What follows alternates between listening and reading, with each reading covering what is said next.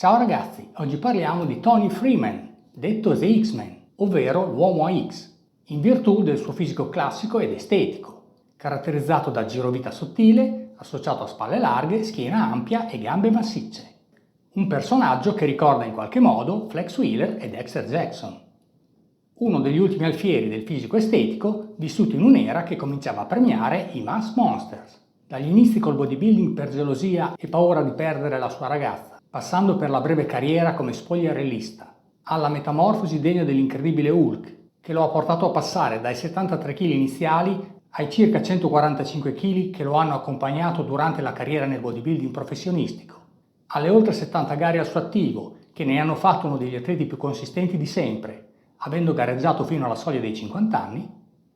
La sua è stata un'avventura di vita ricca di sfaccettature e oggi, alla soglia dei 60 anni, lo ritroviamo promotore della salute e della longevità e sostenitore della necessità di salvaguardare l'integrità intestinale con terapie quali l'idrocolonterapia e l'ozonoterapia.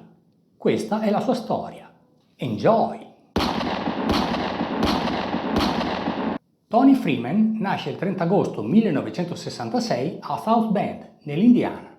Figlio di un pastore avventista, Tony cresce assieme a due fratelli e una sorella in una famiglia religiosa e severa.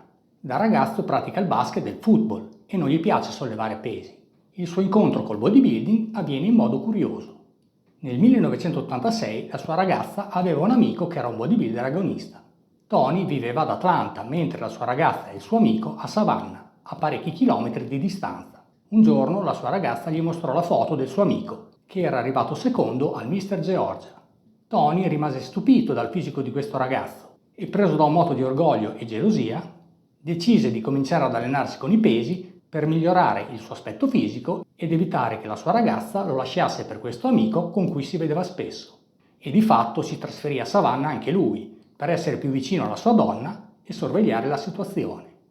Così, nel 1987, a 21 anni, Tony, che ai tempi era un ragazzo snello e pesava sui 73 kg per 1,88 m di statura, comincia ad allenarsi in palestra proprio con l'amico della sua ragazza, per impararne i segreti, e ricorda che nel giro di 1 anno e mezzo, da natural, arrivò a pesare sui 90 kg e decise di provare l'esperienza delle gare nella AAU. Con una preparazione abbastanza approssimativa sia a livello di allenamento che sul piano alimentazione, Tony esordisce in gara nel 1989 al Mr. Savannah, dove ottiene un buon quarto posto.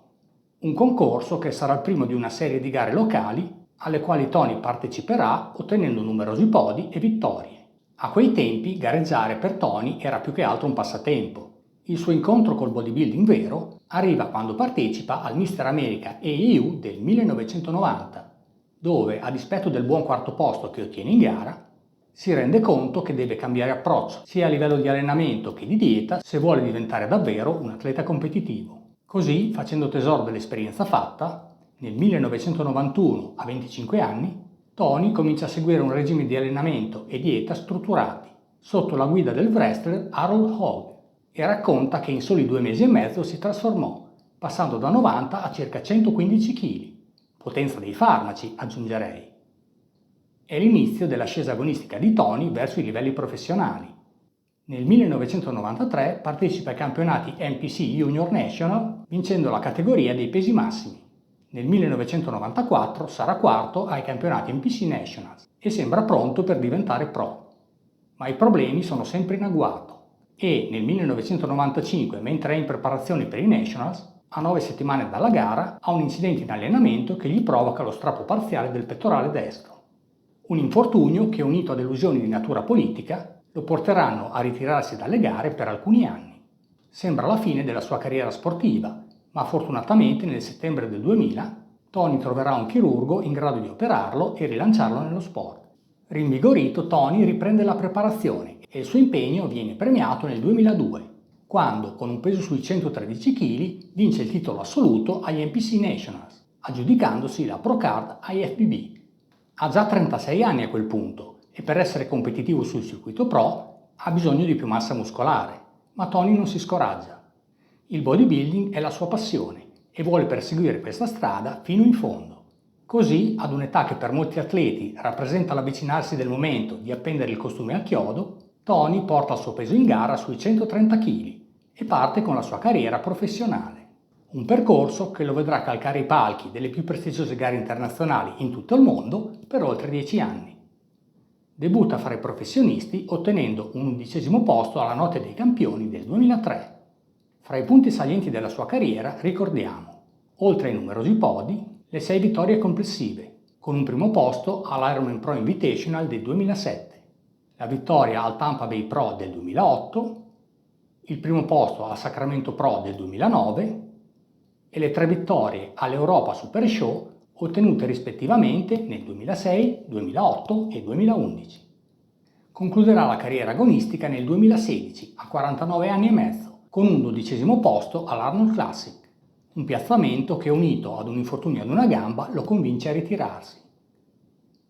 Ritiratosi dalle competizioni, Tony, dopo un periodo di disintossicazione e recupero dai problemi psicofisici creati da decenni di bodybuilding agonistico ai massimi livelli, ha trovato un nuovo equilibrio. Oggi, alla soglia dei 60 anni, si mantiene in forma e in salute, ha un figlio di nome Nico e continua il suo percorso di promotore e divulgatore dello sport e del benessere come imprenditore nel settore della salute e della longevità. Nel corso degli anni Tony ha sperimentato diversi metodi e protocolli di allenamento. Agli inizi della sua avventura nel bodybuilding ha provato il classico approccio basato sull'utilizzo di carichi elevati e basse ripetizioni, ma questo metodo non sembrava dargli i risultati desiderati e, anzi, tendeva a provocargli dei disturbi articolari. Addirittura nel 1995, allenandosi con il metodo ad alta intensità di Dorian Yates, finì con infortunarsi gravemente ad un pettorale, un'esperienza che gli ha insegnato l'importanza di ascoltare i segnali del proprio corpo con più attenzione. In seguito ha preferito allenarsi con un grande volume di lavoro, ottenuto eseguendo per ogni esercizio numerose serie ad alte ripetizioni, dalle 15 alle 30 ed oltre, utilizzando pesi moderati e un'intensa connessione mente-muscolo, alla ricerca del massimo pump, nell'ottica di sviluppare un fisico proporzionato ed estetico.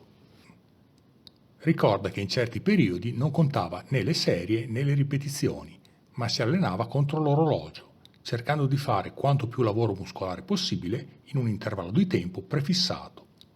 All'apice della sua carriera, per prepararsi alle competizioni, utilizzava un protocollo che chiamava la routine della tortura, che consisteva nell'eseguire 100 ripetizioni per esercizio, qualcosa tipo un 10x10 o un 5x20, ma più intenso, con meno serie, che allungava utilizzando drop sets e col quale accumulava un volume di lavoro enorme, la massima espressione del training ad alto volume. Tony era anche un sostenitore degli esercizi unilaterali, ritenendo che permettessero di lavorare meglio i singoli muscoli, e spesso eseguiva le ripetizioni con un arto alla volta, alternando la parte destra e sinistra, mentre l'arto opposto manteneva il carico in posizione statica. Tra i diversi coach e preparatori con cui Tony ha lavorato nel corso degli anni ricordiamo Harold Hogg, un wrestler che nel 1991 lo introdusse al concetto di intensità. Anthony Aponte, che lo porta a superare i 135 kg di peso corporeo. Dave Palumbo, col quale raggiunse la migliore condizione di sempre, seguendo una dieta ciclica a bassi carboidrati. Amin Alai, uno dei primi guru del bodybuilding. Otor El Rea, preparatore e autore che riassunse il suo lavoro con Tony nel libro Costruire la bestia perfetta. Anche sul piano alimentare Tony aveva un approccio poco comune. Come Kevin Levroni, all'apice della sua carriera non seguiva il classico schema di bulk lontano dalle gare, seguito da un periodo di cut in prossimità delle competizioni. Di fatto cercava di rimanere in forma tutto l'anno, evitando di ingrassare ed eventualmente riducendo il suo peso nel periodo off-season, per poi crescere di peso nel periodo pre-gara, aumentando allo stesso tempo sia la massa che la definizione. In pratica la sua genetica gli consentiva di aumentare la massa muscolare mentre allo stesso tempo riduceva il grasso corporeo, avvicinandosi al giorno delle competizioni. Faceva 6-7 e anche più pasti al giorno e ricorda che l'approccio alimentare che gli consentì di raggiungere la migliore condizione di gara fu la dieta ciclica ad alte proteine e grassi e bassi carboidrati suggeritagli da Dave Palumbo, un protocollo alimentare ciclico che prevedeva di alternare 6 giorni a bassi carboidrati, sui 50 grammi, con un giorno di ricarica, nel quale portava i carboidrati a 400 grammi per ricostituire le scorte di glicogeno, un approccio col quale Tony si trovava molto bene sia a livello di energie quotidiane che per raggiungere la massima condizione per il palco di gara. Fra i suoi alimenti di riferimento ricordiamo le uova, la carne di bisonte, il pesce come tonno e salmone, le verdure e l'olio d'oliva.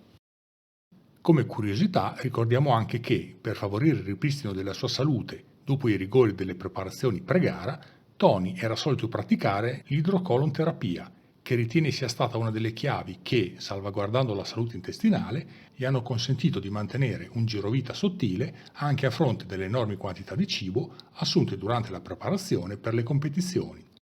Una strategia che ha usato anche a fine carriera, per recuperare dai danni psicofisici prodotti da decenni di bodybuilding agonistico. Riassumendo, Tony Freeman è stato un ottimo atleta, uno degli ultimi alfieri del fisico classico a confrontarsi con successo con i mass monsters emersi negli anni 2000. Qualificatosi come professionista ad un'età, 36 anni, che per molti atleti rappresenta la fine della carriera sportiva, Tony è stato in grado, adattando il suo approccio all'allenamento e all'alimentazione, di sostenere con successo la carriera agonistica fino alla soglia dei 50 anni. La sua esperienza mette in evidenza come sia importante personalizzare il proprio metodo di allenamento e alimentazione, al fine di ottimizzare i risultati e la longevità agonistica e di vita. Se da un lato l'allenamento ad alta intensità lo ha portato ad un grave infortunio, con lo strappo parziale di un pettorale, Tony ha trovato nell'allenamento ad alto volume ed alte ripetizioni la sua strada per crescere al meglio, a supportare la tesi che è sbagliato copiare pedissequamente i protocolli di questo o quel campione, ma occorre sperimentare su se stessi e scoprire cosa funziona meglio per noi. Un atleta che ha superato il test del tempo ed il cui messaggio più importante, a mio avviso, è l'averci mostrato che negli anni le situazioni cambiano e bisogna sempre adattarsi ai cambiamenti trovando nuovi equilibri. Del resto l'alternativa è adattarsi o estinguersi. Ciao, alla prossima!